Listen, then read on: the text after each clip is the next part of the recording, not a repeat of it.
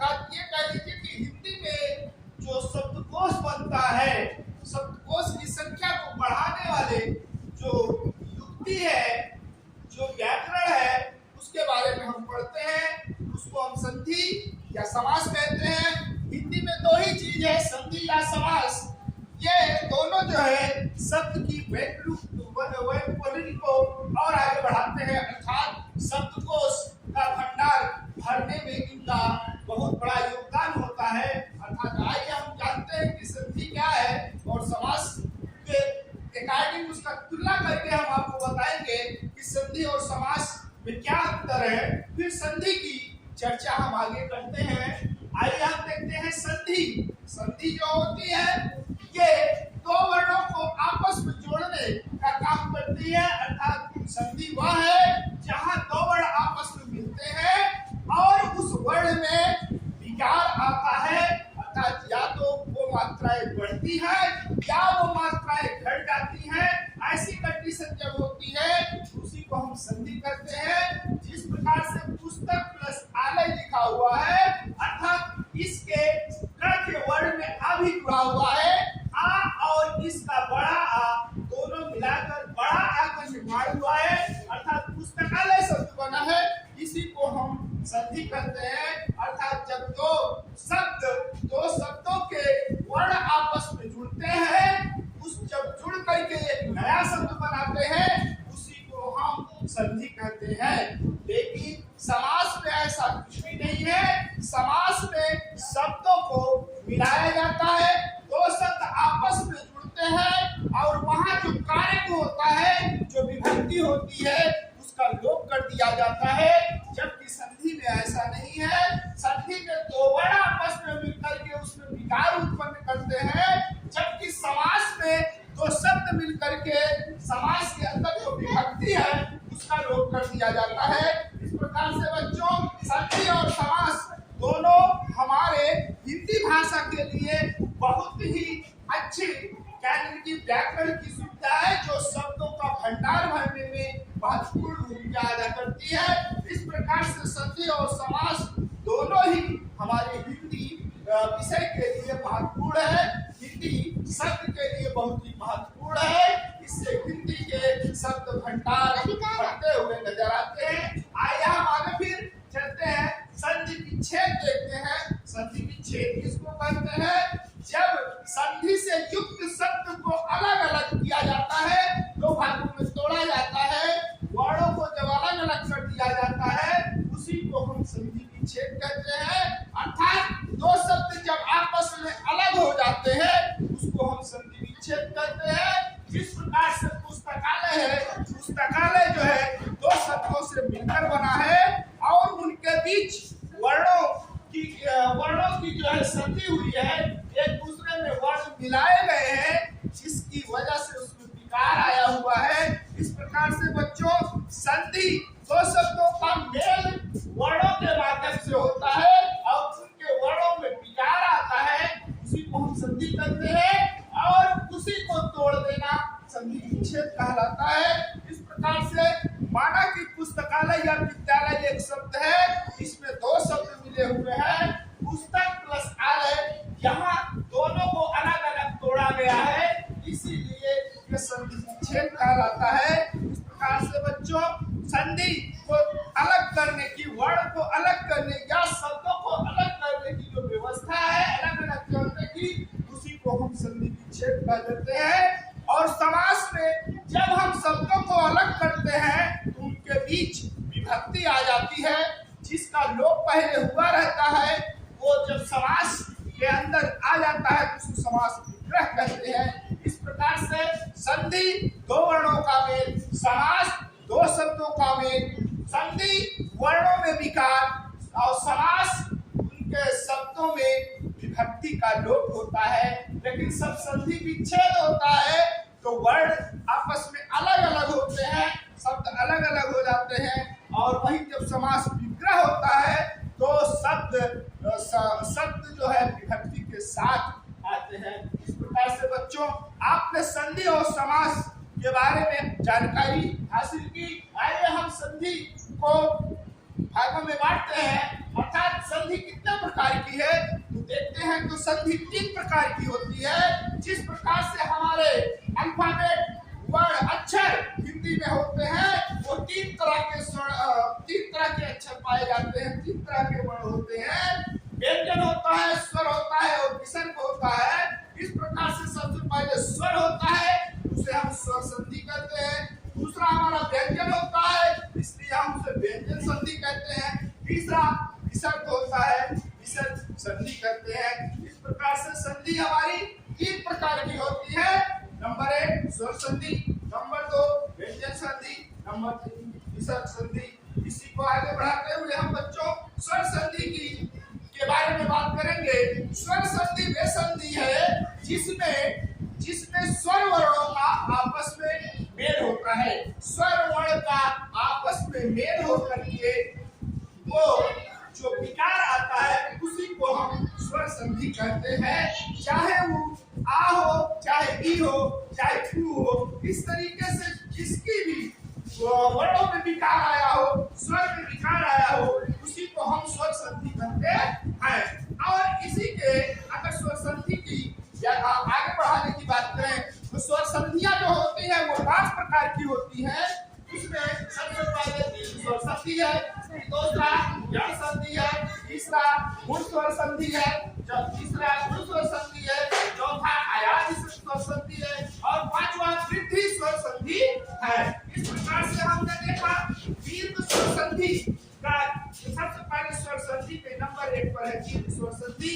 इसके बारे में हम आपको डिटेल से बताते हैं कि हमारा दीर्घ स्वर संधि दीर्घ क्यों कहलाता है। दीर्घ स्वर संधि इसलिए दीर्घ होता है क्योंकि जब भी हमारे जो संधि होती है स्वरों के साथ स्वर वर्णों के साथ होती है। जैसे यहाँ पर आ आपने देखा और यहाँ पर बड़ा आ देखा, दोनों मिला करके एक बड़ा आ बनाते हैं, यानी 2 मात्राएं इसमें आ जाती है। इसीलिए इसको दीर्घ स्वर संधि कहते हैं। अर्थात ये बड़ी मात्रा 2 गुना मात्रा इसमें लेकर आई हुई है, इसलिए ये दीर्घ कहलाती है। इसी प्रकार से बड़ी आ जाए तो भी दीर्घ स्वर संधि, बड़ा हुआ आ जाए तो भी दीर्घ स्वर संधि। इस प्रकार से बच्चों दीर्घ स्वर संधि में 3 ही मात्राएं आती हैं। सबसे बड़ी ई, दूसरा बड़ा उ और बड़ा आ।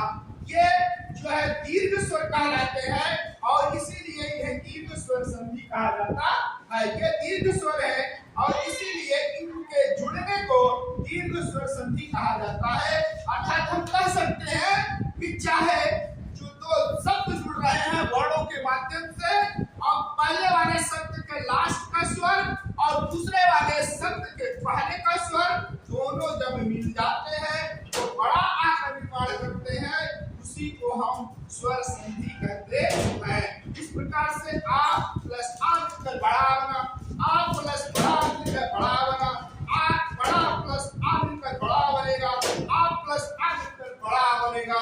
इस प्रकार से बच्चों आ का कॉम्बिनेशन हो रहा है। बड़ा आ जुड़ रहा है छोटा आ के साथ, छोटा आ जुड़ रहा है बड़ा आ के साथ, बड़ा के साथ जुड़ करके पूरा एक जैसा सिस्टम बनाते हैं बड़ा आ। अर्थात 2 गुना मात्राएं इसमें इकट्ठी होती है, इसीलिए इसे दीर्घ स्वर संधि कहा जाता है। इस प्रकार से छोटी ई दोनों छोटी ई मिलकर के बड़ी का निर्माण कर देती है। ये छोटी बड़ी इस प्रकार से मिलकर बड़ी का निर्माण करेगी, बड़ी और बड़ी मिलकर बड़ी का निर्माण करेगी। इस प्रकार से इसमें भी 2 गुना मात्रा बढ़ जाती है। इसको भी हम दीर्घ स्वर संधि के अंतर्गत यथार्थ दीर्घ स्वर कहेंगे इसको, लेकिन जब इनके साथ संधि होगी इसे हम दीर्घ स्वर संधि कहेंगे। इस प्रकार से उ और उ को जोड़ा बड़ा उ बन जाता है। अर्थात जब भी हम शब्दों में संधि करते हैं, वर्णों में संधि करते हैं, तो वर्णों की जो मात्राएं होती है, जो मात्राओं के साथ संधि होती है, वो चाहे छोटा उ पहले वो शब्द का हो, छोटा उ बड़ा उ दूसरे शब्द का हो, जब दोनों आपस में मिलते हैं तो बड़ा उ का निर्माण करते हैं। उसी प्रकार से छोटा उ प्लस बड़ा उ मिलकर के बड़ा उ बनता है, छोटा बड़ा उ और उ मिलकर के बड़ा उ का निर्माण करता है। फिर बड़ा उ प्लस बड़ा उ मिलकर के बड़ा उ बनते हैं। इस प्रकार से बच्चों हमने देखा यहाँ बड़ा आ बनता हुआ दीर्घ स्वर बनता हुआ नजर आया, फिर बड़ी अर्थात दीर्घ स्वर यहाँ पर बनता हुआ नजर आया, फिर बड़ा हुआ और यहाँ पर दीर्घ स्वर बनता हुआ नजर आया। इस प्रकार की संधि जब भी शब्दों के बीच में होती है तो उसे दीर्घ स्वर संधि कहते हैं। इसके उदाहरण के तौर पर आप देखें, दीर्घ स्वर संधि का उदाहरण अगर देखें तो विद्यालय, विद्या प्लस आलय, जहाँ बड़ा आ यहाँ लगा हुआ है और यहाँ आ है, दोनों मिलकर के अर्थात इस वर्ण का इस वर्ण के साथ संधि होने पर विद्यालय का निर्माण होता है, बड़ा आ का निर्माण होता है, ये विद्यालय बनता है। इसलिए विद्यालय में अगर पूछा जाए कौन सी संधि है तो विद्यालय में दीर्घ स्वर संधि है। दूसरा शब्द है गिरीश। गिरीश शब्द दो शब्दों से मिलकर बना है, गिरी प्लस ईश। गिरी का मतलब होता है पहाड़ और ईश का मतलब होता है श्रेष्ठ या बड़ा। इस प्रकार से हमने देखा रा पर छोटी की मात्रा लगी है और बड़ी ई आगे वाले शब्द में है, अर्थात छोटी और बड़ी मिला करके हमेशा बड़ी ही बनाएगा, अर्थात ये दीर्घ स्वर संधि का उदाहरण है। अर्थात हम कह सकते हैं कि ग्रीस लिखा जाएगा, रा पर बड़ी की मात्रा लगेगी, यहाँ छोटी और बड़ी दोनों मिलाकर के बड़ी की का निर्माण हुआ है, अर्थात ये सब ग्रीस बना।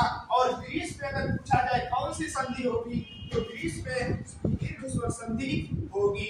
आइए तीसरे को देखते हैं, भानुदय। भानुदय शब्द दो शब्दों से मिलकर बना है, भान प्लस उदय। भान का अर्थ होता है सूर्य और उदय का अर्थ होता है निकलना।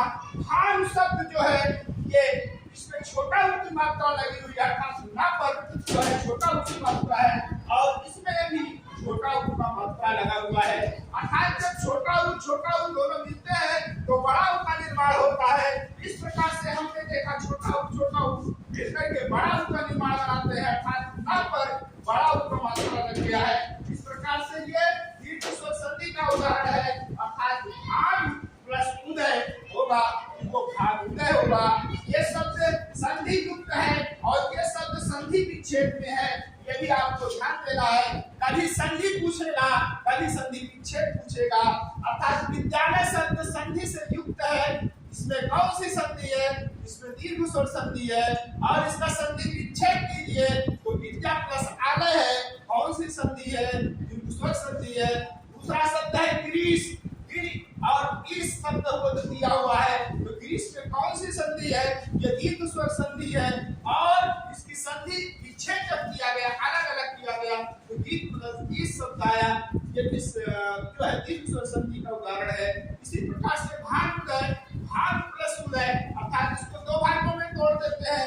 दो भागों में तोड़ने का मतलब है उनका संधि विच्छेद हो जाता है, यानी ना पर छोटा ऊ का मात्रा है फिर छोटा ऊ का मात्रा है, दोनों जब जुड़ते हैं तभी बड़ा ऊ का निर्माण होता है। अर्थात ये संधि युक्त शब्द है जो दीर्घ स्वर संधि का उदाहरण है और ये दीर्घ स्वर संधि का विच्छेद है, अर्थात भान प्लस उदय ये विच्छेद किया हुआ शब्द है, अर्थात ये भी दीर्घ स्वर संधि का उदाहरण है। इस प्रकार से बच्चों हमने आज संधि के बारे में जो बताया, केवल आपको दीर्घ स्वर संधि के बारे में मैंने बताया, जबकि स्वर संधि के 5 जो है प्रकार होते हैं, व्यय संधि, पूर्ण स्वर संधि, आयाम संधि और वृद्धि स्वर संधि।